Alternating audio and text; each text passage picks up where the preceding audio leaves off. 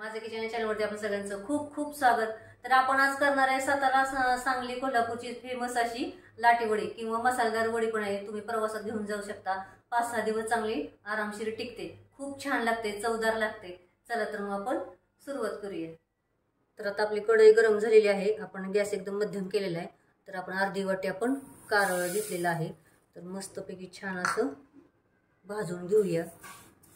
2 minute लागतात भाजायला, आपल्याला जास्त काळं करायचं नाहीये। तडतड आवाज येतो आणि थोडासा याचा पांढरट असा कलर होतो, ते समजायचं आपले आता कारळे भाजलेलं आहे। तर आता आपण भाजून घेऊया। तर आता आपले कारळे चांगले भाजून झाले, आता आपण काढून घेऊया। तर याच कढईत आपण तेवढीच आपण पांढरे तीळ घेतलेत अर्धी वाटी, आणि या दोन्हीच्या निम्म आपण खसखस घेतलेली आहे। कारळ आणि तीळच्या निम्म आपण खसखस घेतलेली, अंदाजे 4 ते 5 चमचे खसखस असेल। तर आता आपण हे पण भाजून घेऊया। तर तीळ पण आणि खसखस पण भाजून झाले, तुम्ही बघू शकता असा तडतड आवाज येतोय। छान एकदम आपण खरपूस भाजून घेतले। तर आता हे पण काढून घेऊया। आणि याच कढईत आपण 2.5 वाटी आपण खोबरं घेतले वाळलेलं बारीक करून। आता हे पण आपण चांगलं मस्तपैकी लाल एकदम भाजून घेऊया। खोबरं भाजल्यानंतर ना फक्त वेगळ्या भांड्यात काढायचं, कारण का आपण आता हे बारीक केलेलेच आहे। जर तुम्ही चकत्या केल्या किंवा खिसून घेतलं तर याच्यातच एकत्र केलं तरी चालेल। तर आता आपण हे वेगळ्या भांड्यात काढणार आहोत भाजल्यानंतर ना। तर आता खोबरं पण छान एकदम तांबूस रंगावर भाजून झाले, बारीक गॅसवरती बघू शकता तुम्ही। तर आता आपण हे वेगळ्या भांड्यात काढूया आणि सगळं थंड करून घेऊया। तर आपण आता मिक्सरच्या भांड्यात आपण 4 चमचे जिरे घेतलेले आहेत, आणि आता आपले हे तीळ खसखस आणि कारळ आपण टाकणार आहोत आणि बारीक करून घेणार आहे। न पाणी घालता आपण याची बारीक पूड करून घेऊया। तर आता आपण हे मिक्सरमधनं बारीक केले, तुम्ही बघू शकता। आणि याच्यात आपण 4 लसणाचे कांदे सोलून घेतलेत, ते घालूया, आणि थोडीशी कोथिंबीर। तर लसूण आणि कोथिंबीर नंतर घालायचं, म्हणजे काय तीळ खसखस आणि आपले कारळ ते बारीक होतं। आता हे परत आपण न पाणी घालता वाटून घेऊया। तर आता आपण हे सगळं मिक्सरमधनं काढून घेतलेलं आहे। त्याच्यात आपण अर्धा चमचा हळद घालणार आहोत। हे जास्त वड्यांसाठी मी सारण बनवते, कारण का आपण फिरायला जातो तर आपण जास्त घेऊन जातो, त्याच्यामुळे मी एवढं सारण बनवलं आहे। तुम्हाला जर थोडं बनवायचं असेल तर त्याचं पण प्रमाण मी तुम्हाला सांगते। 1 चमचा आपण गरम मसाला घेतलेला आहे, अर्धा चमचाला थोडंसं कमी असं पण हिंग घेतलेलं आहे, आणि 2 चमचे काळं तिखट घेतले। तुमच्या तिखटाप्रमाणे फक्त तुम्ही तिखट वापरू शकता। आणि 2 चमचे आपण लाल तिखट घेतलेलं आहे, चवीनुसार मीठ आणि कोथिंबीर, आणि हे खोबरं। तर आता आपण हे सगळं मिक्स करूया। तर मिक्स करून झालेलं आहे, तर याच्यात आपण 4 चमचे तेल टाकणार आहोत आणि परत मिक्स करायचं।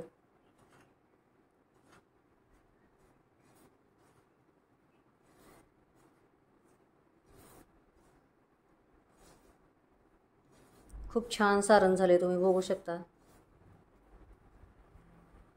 माझी आई जेव्हा ही वड्या बनवायची तेव्हा हे सारण आम्ही चपातीबरोबर खायला घ्यायचो, खूप छान लागतं। तुम्ही ट्राय करा एकदा चपातीने हे सारण खाऊन बघा। तर आता आपलं सारण तयार झालेलं आहे, आपण आता पीठ मळायला घेऊया। तर इथे आपण 4 वाट्या गव्हाचं पीठ घेतले, 4 वाट्या तेवढेच आपण बेसन पीठ घेतले। तुम्हाला थोडंसं बेसन पीठ अर्धी वाटी कमी करायचं तर करू शकता। त्यात 1.5 चमचा आपण ओवा घेतलेला आहे, चवीनुसार मीठ, 1.5 चमचा लाल तिखट, आणि 1 चमचा आपण हळद घेतलेली आहे। आणि आता आपण 8 चमचे जे पोहे खातो ते चमच्याने आपण तेल घेतलेलं आहे, त्यात आपण गरम करू आणि आता याच्यात घालूया। जर थोड्या तुम्हाला बनवायच्या असेल तर 1 वाटी गव्हाचं पीठ 1 वाटी बेसन पीठ घ्यायचं, आणि त्याला 1 वाटी सारणासाठी 1 वाटी खोबरं वापरायचं, 2 चमचे तीळ, 2 चमचे खसखस आणि 2 चमचे आपण कारळ वापरायचं। हे सगळं बारीक करून घ्यायचं। चवीनुसार तुम्ही तिखट मीठ वापरू शकता। जर एक वाटी गव्हाचं पीठ आणि 1 वाटी बेसन पीठ जर वापरलं तर त्याला तेवढं सारण वापरायचं, आणि 2 चमचे त्याला तेल वापरायचं। कडक मोहन हे जास्तच बनवतोय।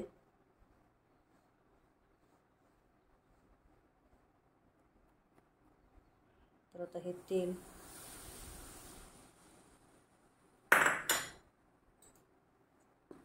हे मिक्स करून घेऊया सगळं आणि एकदम घट्ट पीठ मळून घेऊया.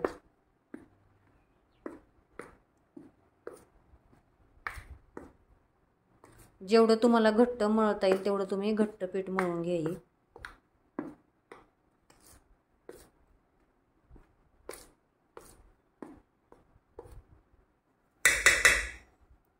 तर आता आपण थोडं थोडं पाणी घालून मळून घेऊया.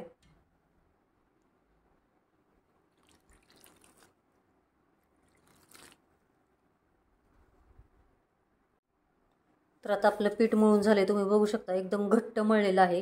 कारण का बेसन पिठामुळे लगेचच पीठ पातळ होतं आणि आपल्याला आता लगेच करायला घ्यायचं, त्याच्यामुळे जास्त घट्ट मळायचं मळतानाच. तर आता आपण सुरुवात करूया वडी करायला. तर आपण आता छोटा गोळा घेतला आहे, तर आता आपण लाटून घेऊया.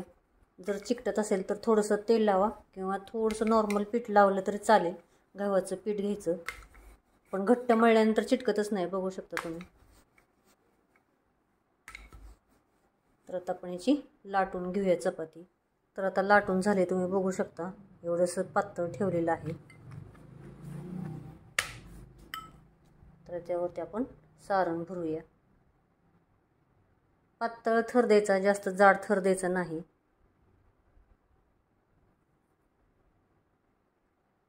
खूप छान चवीला लागते ही. तर आता आपण सारण लावलेलं आहे, थोडंसं कडेने बाजूला जागा ठेवलेली आहे आणि बेलण्याने फक्त थोडंसं असं प्रेस करायचं.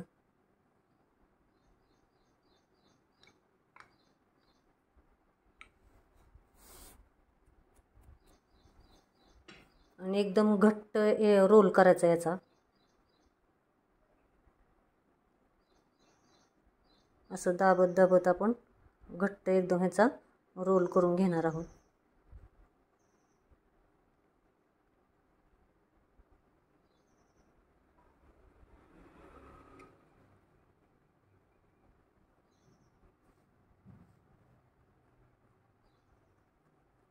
प्रेस करायचं जरा, म्हणजे जिथं काठ आले असतील तिथं थोडंसं पाणी लावायचं, म्हणजे चिकटेल. आणि एकदम प्रेस करायचं जरा. तर आता कट करून घेऊया. कडेचं थोडंसं काढून घ्यायचं आणि छोटे तुकडे करायचे, तुम्हाला जेवढे लहान मोठे पाहिजे तेवढे. आणि थोडंसं असं याला प्रेस करायचं, म्हणजे याच्यातनं सारण आपलं थोडं बाहेर येणार नाही.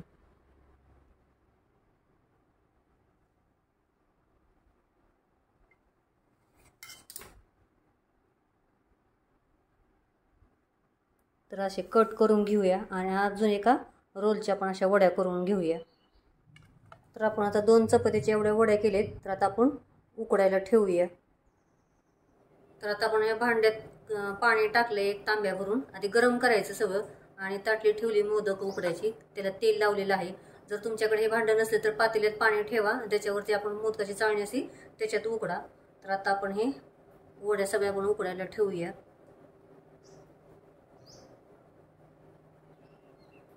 चाळणीला आवर्जून तेल लावा, नाहीतर वड्या सगळ्या चिकटतात. आणि पाणी गरम झाल्यावरच वड्या उकडायला ठेवायच्या. आधी जर ठेवलं तर पाणी खालचं गार आणि नंतर उकडायला पण वेळ लागतो.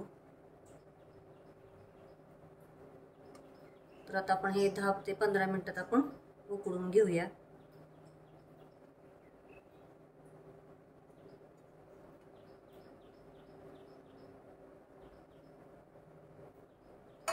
तर आता आपण झाकण ठेवून उकडूया.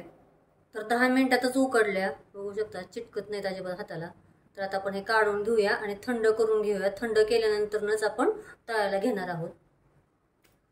तर आता आपलं तेल गरम झालेलं आहे, आपण गॅस एकदम मध्यम केलेला आहे. तर आता आपण वड्या तळून घेऊया. बारीक गॅसवरती तळून घ्यायच्या. अधूनमधून बारीक मध्यम गॅस करायचा.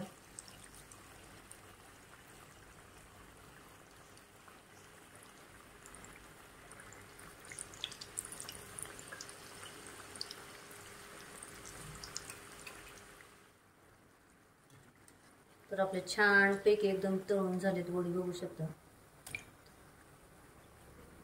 तर सारण पण याच्यातून अजिबात बाहेर आले नाही किंवा एक सुद्धा फुटलेली नाही किंवा तोंड त्याची बाजूला झाली नाही. खूप छान झालेली आहे.